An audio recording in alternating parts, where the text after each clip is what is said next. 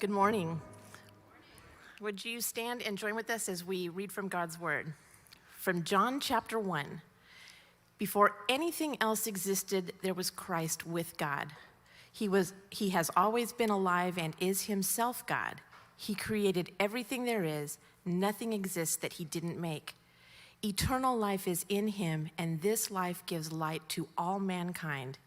His life is the light and shines through the darkness, and the darkness can never extinguish it. Let's join in worship together.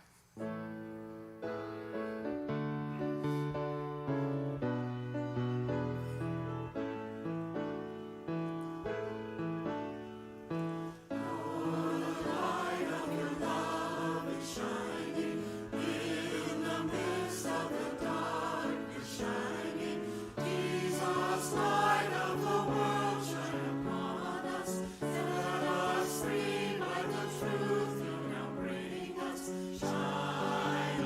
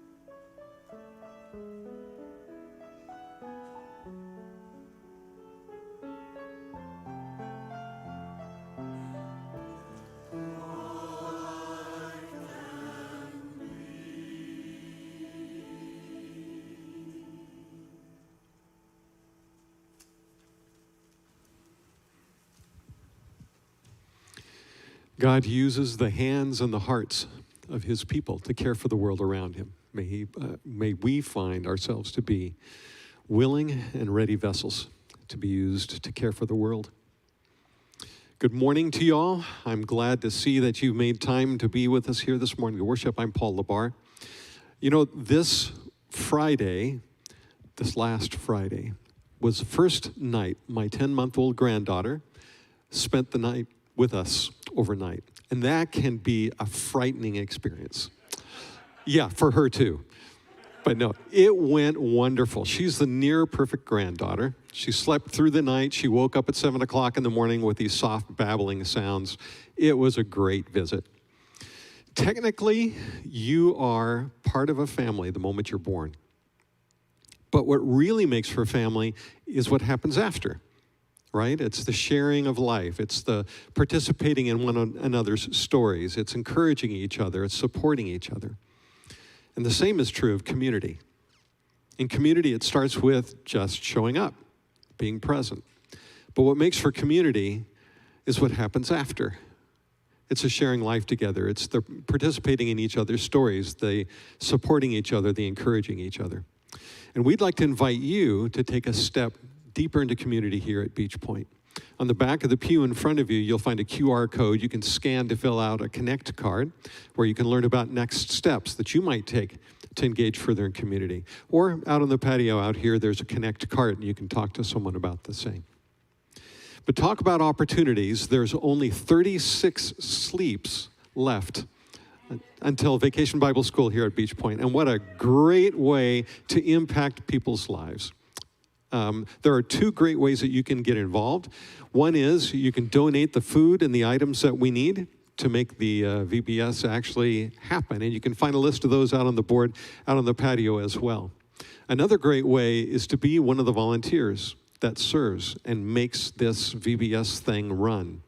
You know, several years in the past, I've taken time off of work to come and serve that week. And it was a great way to spend my vacation. I won't say that I was rested at the end of that week, but I was definitely refreshed. And this is also a way to work alongside in community with other great Beach Point volunteers. So it's a twofer. So I encourage you to check that out, again, out at the VBS board out in the patio. So let's take a moment or two now and prepare our hearts for the message that's to come this morning. Direct your eyes to the screen.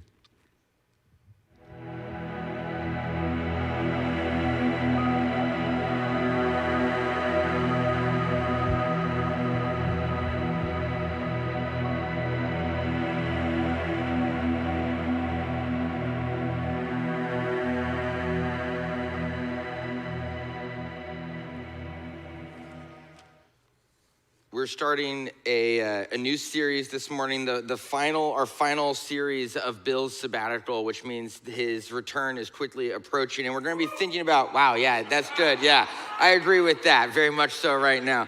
But we're going to be thinking about what it looks like for us to live a life of faith in the midst of our everyday lives, our ordinary lives. And to do it, I want to start by thinking about the redwood trees.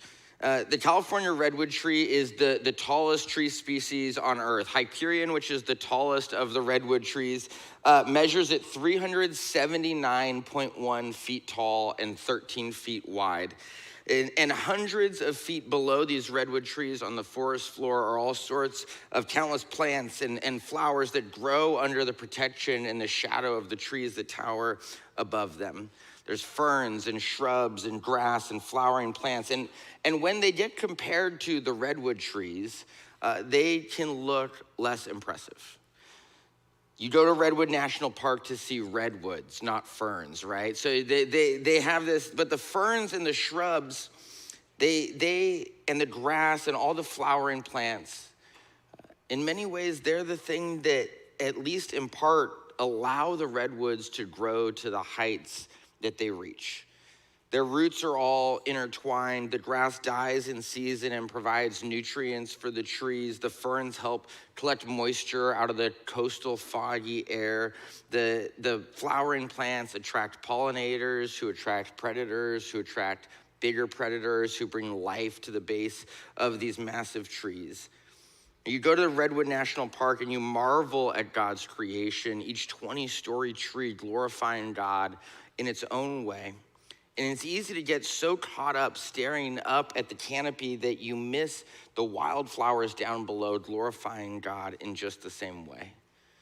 You miss the wildflowers supporting and edifying the trees stretching out above them, and you miss the wildflowers bringing life to the tiny creatures for whom the redwood trees must look like the Empire State Building or something more.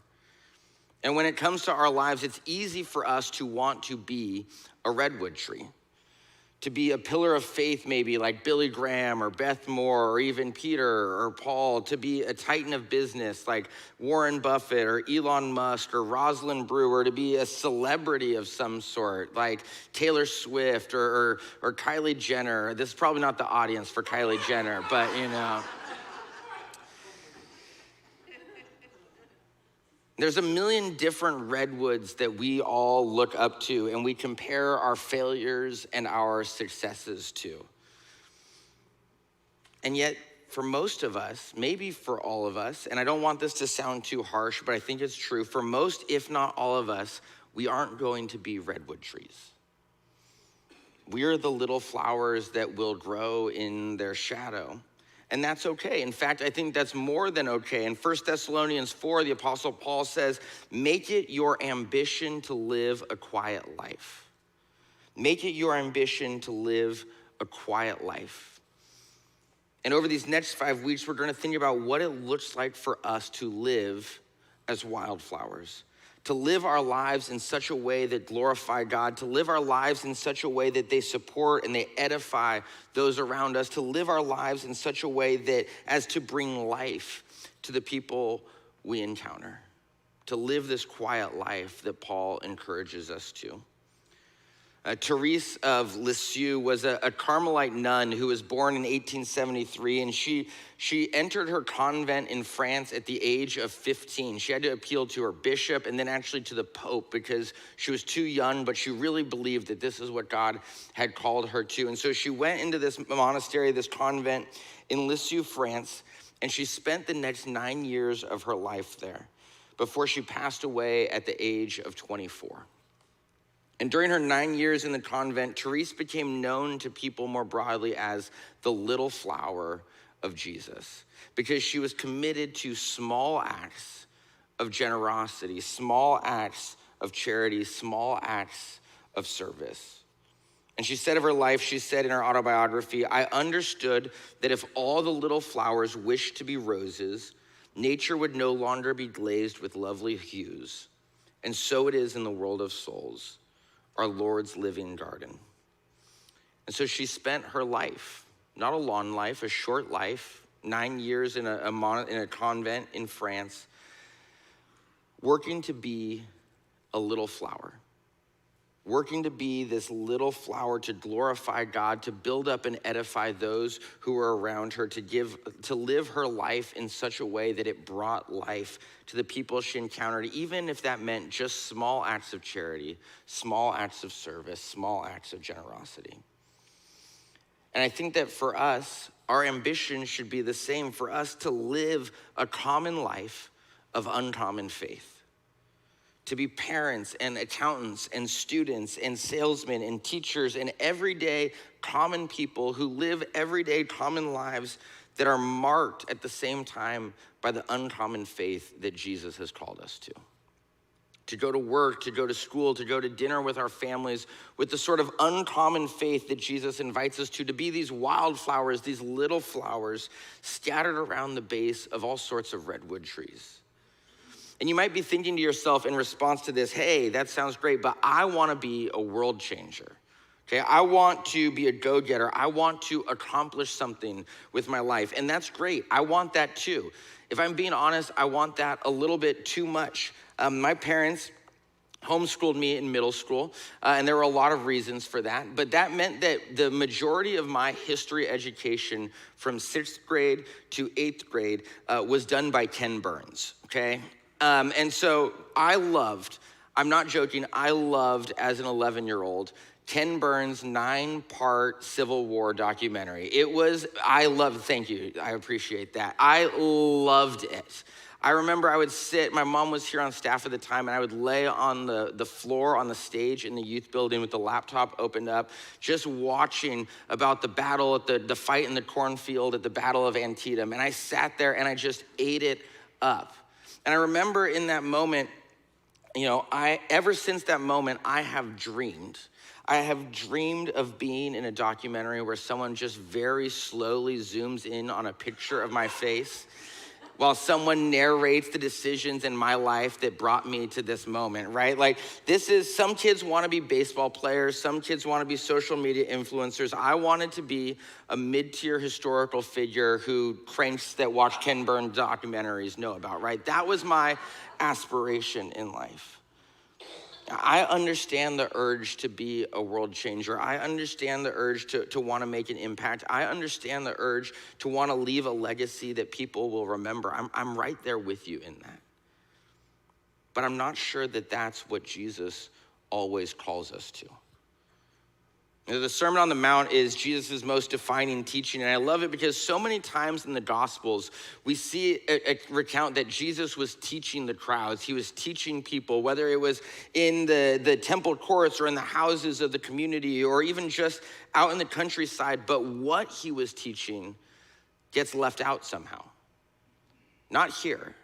Right here we get a glimpse of what all that teaching must have looked like, what all that teaching must have been like for the people. And we're going to spend the next few weeks here in the Sermon on the Mount thinking about Jesus' specific teachings here and the way that I think they invite us to be the little flowers who glorify God, who build up those around us, who bring life to the people that we encounter. And we're going to start in Matthew chapter 5, starting in verse 13, if you want to open up there. And this is what Jesus said.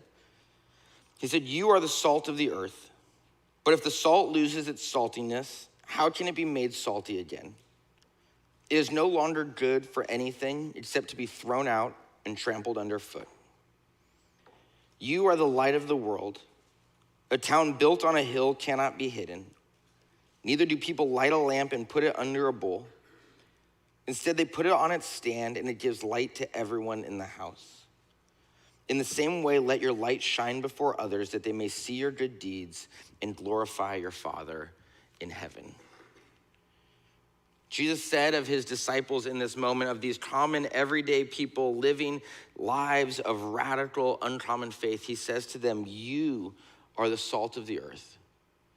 You are the light of the world. You help others glorify God."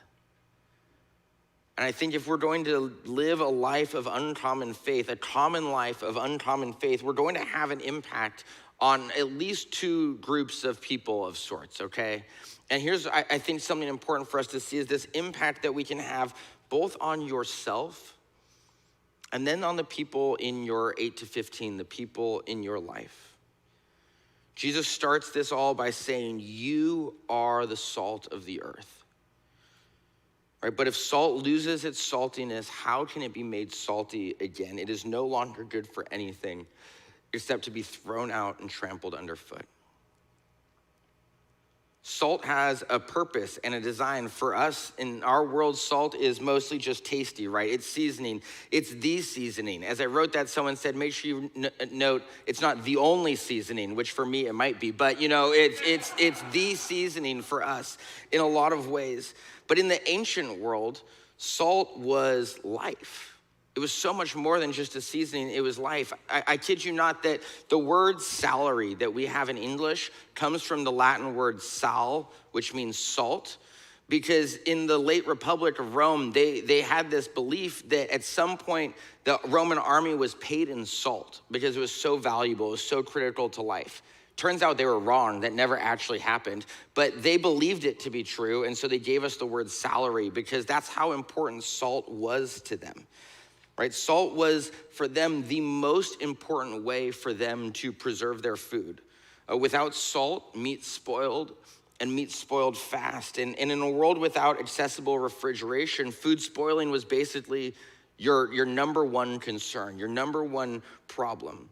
There was no daily trip to the grocery store. There was no weekly trip to the grocery store. There was, in fact, no grocery store, right? So when you went out to get meat in any sort of way, you would go out and you wouldn't buy a couple steaks at a time. You would buy large cuts of meat or a large number of fish, because who knows when you would be back to buy more. And so they would take it home, and what they would end up doing is they would use salt to preserve it so that all of this food would not go bad, that they could eat it for a long time going forward. And so you would come home with all this meat, all these fish in hand, and you would salt them. Without salt, there would be no meat for almost everyone in the ancient world. It had an incredibly important purpose. It has an incredibly important purpose. And so do you. You have a purpose. You have a design. You have an end or a function. Aristotle called this your telos. He argued that everything had an end or a purpose. A spoon, right, had an end or a purpose of scooping up, liquids so that you can eat them. A chicken has an end or a purpose for being food or providing eggs or whatever it might be. A liver has an end or, is the liver here? I don't know. The liver has an end or a purpose, wherever it might be, to take the nutrients out of your blood, to process through these things. It has a function, it has a purpose, it has a design, and you are no different. The problem is that when we hear purpose, we often think it must be something big, something important, right? We hear purpose, we don't picture a small purpose, we picture the great figures of history in some way. We see Alexander the Great's purpose was to conquer the world, right? Mother Teresa's purpose was to care for the lonely, sick, and dying. Usain Bolt's purpose is to be the fastest man on earth, right? These are big purposes. These are redwood purposes. And sometimes your purpose might be something big. For some of us, our purpose might be something big. It's true, but your purpose can also be just the simple act of being who you are supposed to be and doing what you are supposed to do. But if you lose your purpose, if you lose your telos, you've already lost yourself. Jesus said, "What good is it for someone to gain the whole world, yet forfeit their soul?" The wildflower aspiring to be a redwood tree will inevitably attempt to gain the whole world and in the end give up themselves. Right? It'll try to grow taller and taller until it cannot support its own weight any longer and will lose itself. In 1 Corinthians 12, Paul says, "But God has put the body together, giving greater honor to the parts that lacked it, so that there should be no division in the body, but that its parts should have equal concern for each other. If one part suffers, every part suffers with it. If one part is honored, every part rejoices with it." God has put this body together with a purpose. And it doesn't matter whether you are a foot or an eye or a spleen, you have a purpose. Right? If the ear were to try to be an eye, it wouldn't be an improvement. I think we can all agree on that. It wouldn't be an improvement for the body. It wouldn't be an improvement for how you look. It wouldn't be an improvement for you in general, for the ear even. So why is it any different for us? God has given you a purpose and a design. Why would it be an improvement for you to live as a redwood tree if God has called you to something else? Why would it be an improvement for the body of Christ for you if you lived outside of your purpose that God has for you? It wouldn't benefit anyone. Instead, when we embrace the life of being little flowers, of living the quiet life that Paul described in 1 Thessalonians, of focusing on small acts of generosity, small acts of love, small acts of service, what I think we'll find is that it's better for us. It's better for you. And it's not just better for you, but it's better for your 8 to 15 too. In verse 14, Jesus says, right, he says, "You are the light of the world. A town built on a hill cannot be hidden. Neither do people light a lamp and put it under a bowl. Instead, they put it on its stand, and it gives light to everyone in the house. And that word there at the end, house, is this Greek word oikos, which you might know from the Greek yogurt brand that you can, pick up at the store. But sometimes we translate oikos as house, sometimes as household, sometimes as family. And it's a confusing word because we don't think about the house the same way that they thought about the house in the ancient world. Right? In the Greco-Roman world, the oikos was the basic unit of society. It was made up of everyone who lived in and interacted with the household on a regular basis. So obviously it was the owner of the house, his or her immediate family, their employees, their slaves, everyone who was connected to this household. There was no nuclear family in the first century. There was an oikos. If you could hop into a time machine, you asked Julius Caesar about his family, he would probably look at you with a confused look because he doesn't speak English, right? But once he translated it in, he would tell you about his oikos, about his community, about the people he interacted with in the same way. And it's from this idea of oikos that we've been given this idea of 8 to 15. Right? It's our oikos isn't just our nuclear family, it's the people we do life with. It's the 8 to 15 people who psychologists say we regularly interact with on a consistent basis. Your siblings, your coworkers, your neighbors, your boss, your personal trainer, your friends, your parents, whoever it is that you interact with on a regular basis. And when you live a common life of uncommon faith, you shine a light to your house. You provide a light to your oikos, your 8 to 15. Again, it's not a light that's marked by grand gestures, right? It's not blinding moments. It's marked by small acts of kindness, of love, of charity, of generosity, of service. My son Jude is 5 years old, and a few months ago, he got scared of the power going out, which I think is normal for a 5-year-old. And so he started to keep a flashlight kind of on his nightstand by his bed. And that was all well and good until he got in the habit of anytime we were like reading to him, he would turn it on and just kind of wave it around, right?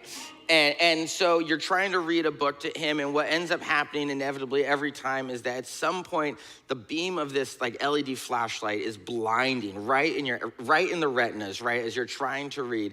And I'm constantly trying to manage him saying, hey buddy, like let's put the flashlight down, let's not get that right in my eyes, please, so I can finish reading this book. And sometimes, not always, but sometimes, we think we are shining God's light to people when the reality is that what we are doing is we are taking God's light and shoving it into their eyes, blinding them with it in these moments. Jesus doesn't say to the disciples, you are the light of the world. Chase everyone around and make them stare at the light, right? What does he say? Jesus says, you are the light of the world. Put it up high so that it will provide a light to your household. Michael, my brother-in-law, who works here with me, he recounted to me not that long ago that one day a friend and him and a friend were down at Huntington Beach together doing whatever they were doing down there. And some people came up to them, a small group of people, like 8 or 9 people, and they started to evangelize to them. And so they prayed for them. They offered some prophecies. They had a brief moment of speaking in tongues to them. Mind you, Michael and his friend are in their bathing suits at the beach, right? Just trying to have their day. They prayed for them for an extended period of time, and then they left. And now Michael, I think, would tell you that this friend of his is someone who's on his 8 to 15. He's someone who doesn't know Jesus in any meaningful way. And when they walked away, his friend said to him, man, is that what church is like? I want no part of that. And I think about Michael, the work that he has done for years in this person's life, to be a light in this person's life, to show him what Jesus is like. And now he's got more work to do because his friend has now been blinded by this light that someone else has tried to offer to him in this moment. Contrast that with the story of Roylene Walton.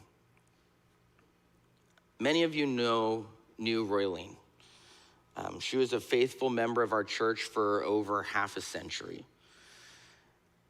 She was a leader in our Women of the Word ministry. She was in our choir on Sunday mornings. She taught my mom to play piano when she was young. And she was an incredible woman of God. And when Roylene passed away a few months ago, it was crushing. It was crushing. Going to her funeral was difficult because even though we don't mourn as those who don't have hope, we know there is hope, right? We still mourn. We still grieve the loss. We still feel the pain. And so many of us are still mourning Roylene's loss. After the eulogies at this funeral, the family opened up some time for people to share about Roylene. And I have genuinely never been so moved at a funeral before. A hairdresser in this time of Roylene stood up and shared about how she had gotten pregnant and was in need of support. And Roylene was there to offer her support. A friend of Roylene stood up and shared about how she was struggling and needed a confidant. And Roylene was there listening and hugging and caring through it all.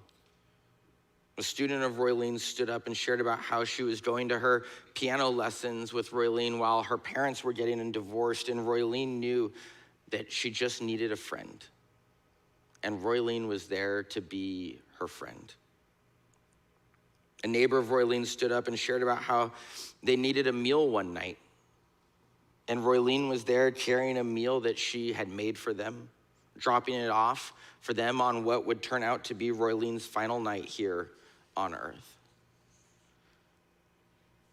Roylene lived a common life.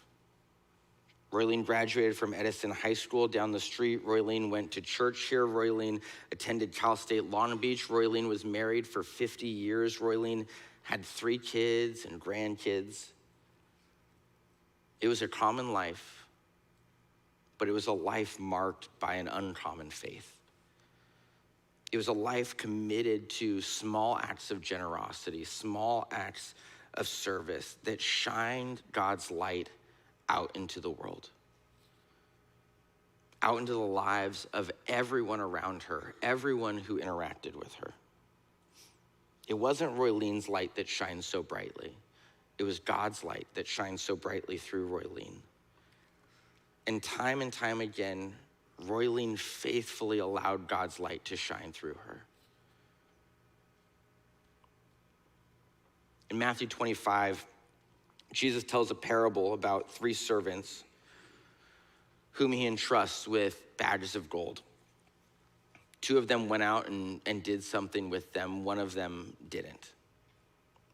And Jesus says to the 2 servants who went out and did something with them, he says to them, "Well done, good and faithful servant.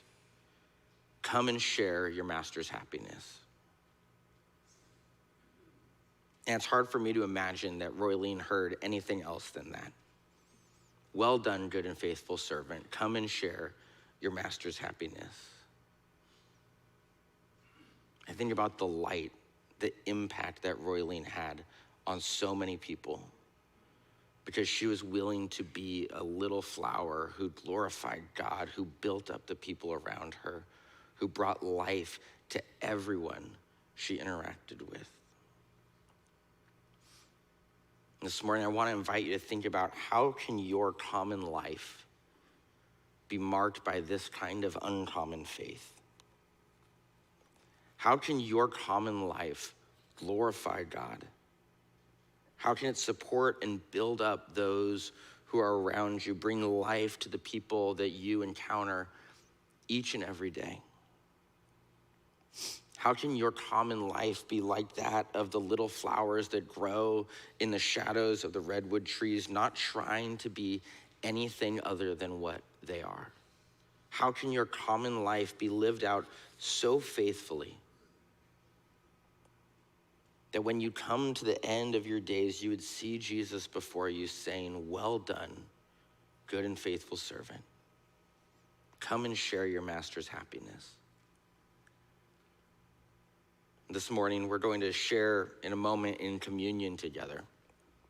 And I think it's a perfect moment for us. As in Luke 22, it says that Jesus took bread, gave thanks and broke it, and gave it to them, saying, "This is my body given for you. Do this in remembrance of me." In the same way, after the supper, he took the cup, saying, "This cup is the new covenant in my blood, which is poured out for you." And as we take the bread and drink the cup this morning, I want to invite you to reflect on the example of Jesus and his invitation for us to take up our cross daily and follow him. To live this daily life, this common life of uncommon faith.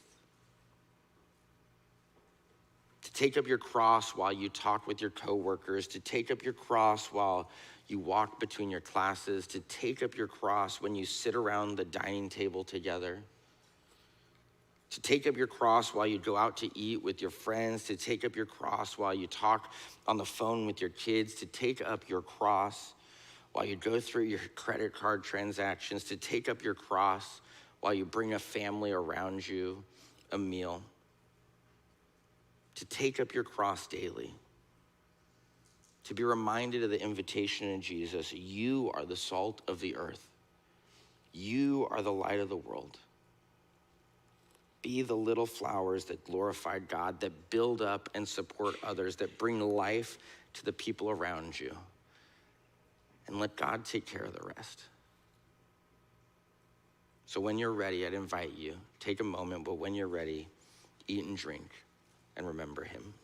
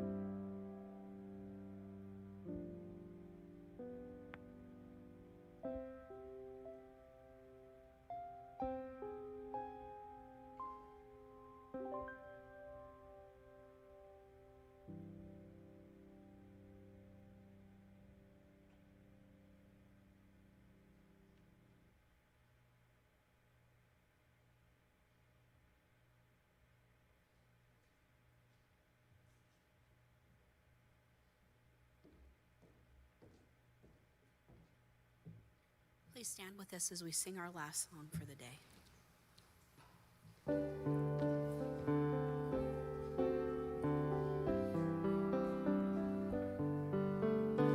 Make me a servant, humble and meek. Lord, let me lift up those who are weak, and may the prayer of my heart always be, make me a servant, make me a servant, make me a servant today. Make me a servant, humble and meek.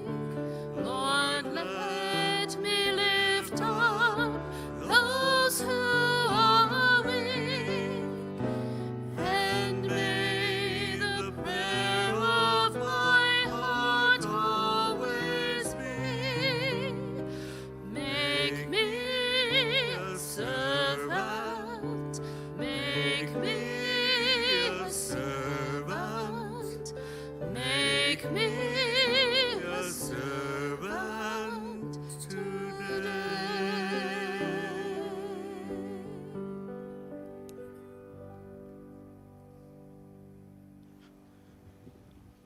So as we go this morning, we want to invite you to consider again, to continue to consider, how can you be a little flower that brings life to those around you, that glorifies God in its own way? And part of how we want to invite you to do that is out on the patio, you'll see these little planting cups, and in them there's a little activity that we'd love to invite as a family, if you would want to grab one and go through this together. It's got a little activity for the entirety of this series, some flowers, some seeds to plant as well with it.